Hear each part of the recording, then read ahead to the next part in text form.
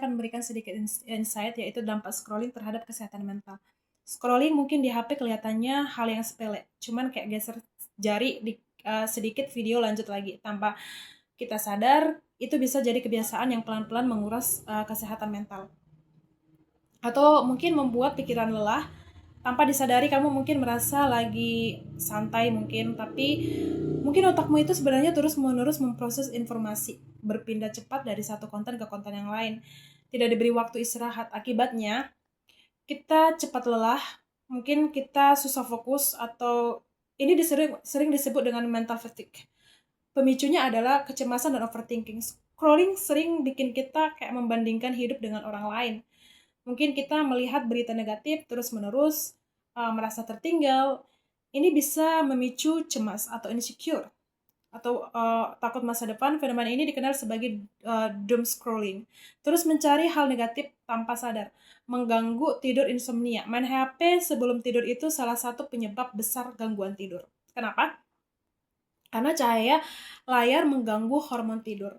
Otak tetap aktif karena stimulasi konten, akibatnya kita susah tidur, tidur tidak nyenyak, bangun akan merasa tetap capek, menurunkan mood. Kebagian terlalu lama scrolling itu bisa membuat dopamin, contohnya naik turun, tidak stabil, bikin cepat bosan di dunia nyata, kehilangan rasa puas. Hal kecil mungkin jadi terasa kurang menyenangkan, karena mungkin otak terbiasa dengan hiburan cepat. Atau membuat ketergantungan atau adiktif. Scrolling dirancang untuk bikin kamu terus kayak balik lagi. Contohnya tuh video pendek tanpa akhir, notifikasi kayak terus muncul. Mungkin algoritmanya menyesuaikan minatmu. Akhirnya kita itu kayak susah berhenti, merasa kosong. Kalau misalnya kamu tidak megang HP sama sekali. Cara mengatasinya mungkin lebih realistis, bukan ekstrim ya. Batasi contohnya waktu, bukan berhenti total. Misalnya mulai dari 1 atau 2 jam maksimal per hari. Hindari HP sebelum tidur atau 30-60 menit. Ganti misalnya dengan baca buku, refleksi diri, atau doa waktu tenang. Sadar saat scrolling, tanya diri sendiri deh. Aku lagi butuh ini atau cuma kabur dari kenyataan? Karena isi hidup dengan hal yang nyata, mungkin olahraga, ngobrol langsung, atau mungkin aktivitas kreatif. Itu lebih relatable. Scrolling itu bukanlah musuh tapi tidak dikontrol. Dia bisa kayak diam-diam mengontrol kamu. Hidupmu terlalu berharga untuk dihabiskan hanya dengan geser layar. Jadi untuk teman-teman pada hari ini, batasi ya layar ini kamu, screen kamu, karena mungkin banyak hal yang negatif yang mungkin bisa berdampak ketika kita mulai adiktif, atau kayak kita sudah mulai nyaman untuk melakukan hal scrolling. Karena menurut aku scrolling itu adalah hal yang paling ternyaman waktu senggang.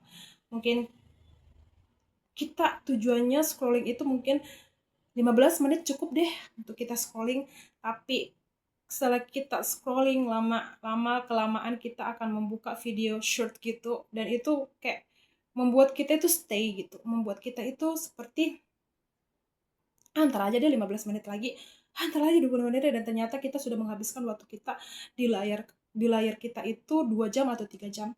Dan setelah itu, pengalaman pribadi aku itu, setelah aku scrolling itu kayak 2 jam itu, aku merasa burn out banget, kayak aku merasa capek banget guys, padahal aku tidak ngapa-ngapain gitu.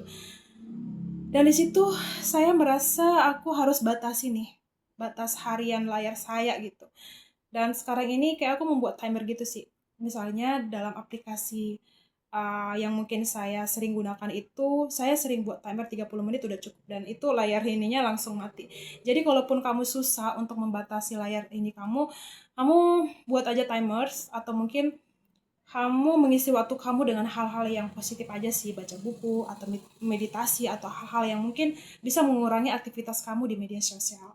Nah mungkin di media sosial itu ada dampak negatif atau positifnya, itu tergantung siapa kita yang memakainya. Jadi untuk teman-teman, gunakan media sosial kamu atau smartphone kamu dengan hal-hal yang positif ya. Dan hari ini semoga insight hari ini bisa berguna bagi setiap teman-teman, dan juga bisa uh, menjadi suatu pelajaran bahwa segala sesuatu yang berlebihan itu tidaklah baik. Dan mungkin sampai di sini hari ini insight yang saya berikan pada hari ini. Semoga bermanfaat dan sampai jumpa. Bye-bye.